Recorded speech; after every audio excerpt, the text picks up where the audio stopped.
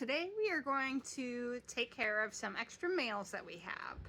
And unlike a lot of videos, I'm going to show you what I do because if I don't really use full birds very often, I would rather work with specific parts. And in my family, we like legs and breasts. So as you can see, I have my setup started.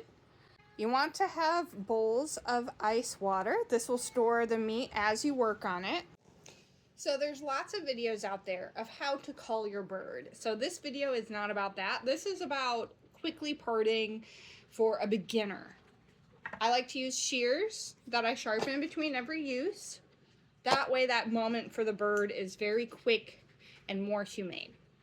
So now that the quail has been taken care of, there's two things that you have to do first. One is to remove the feet. You can keep the feet if you would like. I have not done that yet, but I would like to try drying them. I hear you can do that for jewelry after you wash them. The second thing you have to do is remove their wings, because otherwise taking the skin and feathers off will be difficult. So you pull the wing out and you just give it a snip. I have a green bag where I'm storing all of my waste. You can keep the wings and dry them for treats. We don't have dogs, so I actually use a lot more waste just because I don't have a use for a lot of the parts. So some of this you're going to be like, why is she throwing that out? Next up, you have the neck. You put your finger in the skin and you can rip it.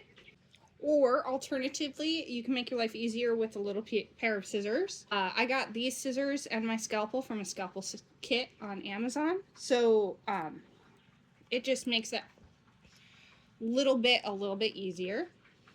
I actually saw this on the internet and I'm like, I don't really care if I have the skin or not. Why not do that? It's much quicker than a plucker.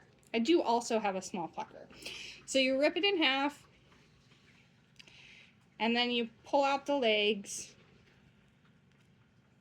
Leg one.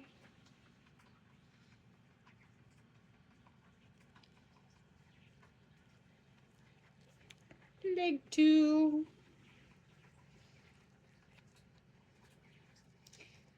And then you just remove all the feathers. Towards the butt, they're a little harder to take off. So I do smaller bits and manually plucking that just because of it makes my life easier. I also like to do this near water because I hate nothing more than little pieces of fuzz everywhere. So once I'm done plucking, and you can obviously tell this was an extra male, I give it a rinse just to make my life easier for cleanup. I do recommend having lots of paper towel present or towels to clean up your board as you go. I'm going to be doing 4 quail today, so it's just easier to keep a clean space. Some people say, oh, you really shouldn't rinse off your poultry.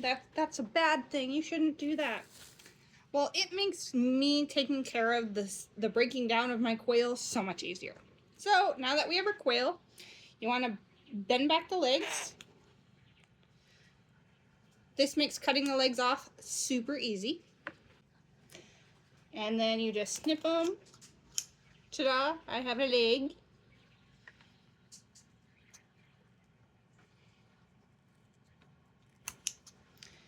And another leg.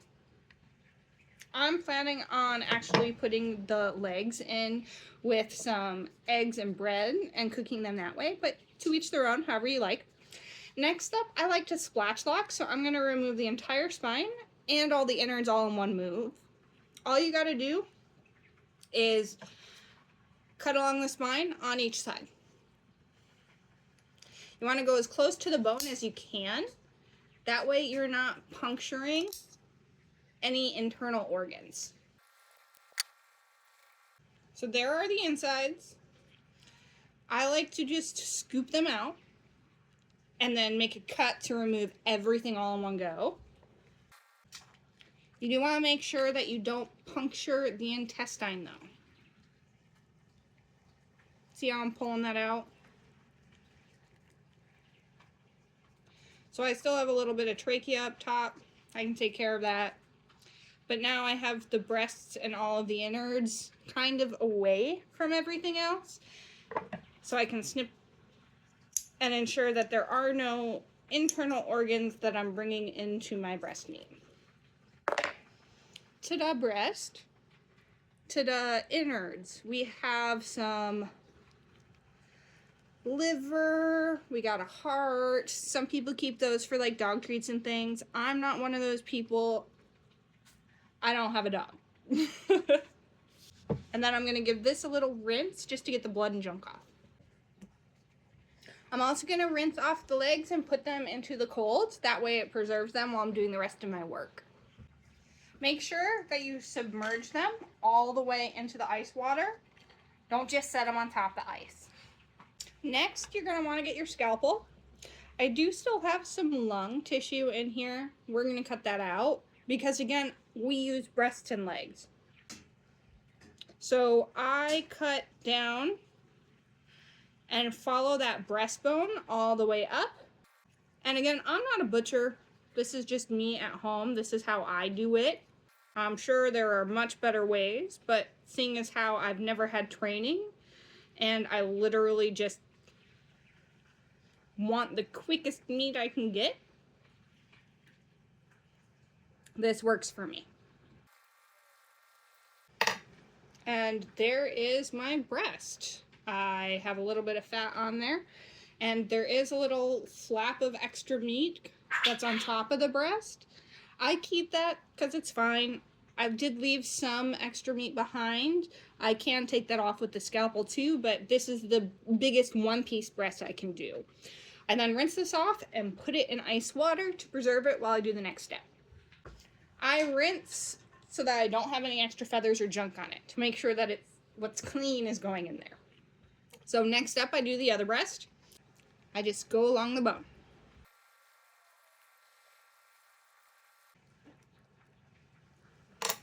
And here's our second breast. Remember, I'm not a butcher. This is just me providing protein for my family.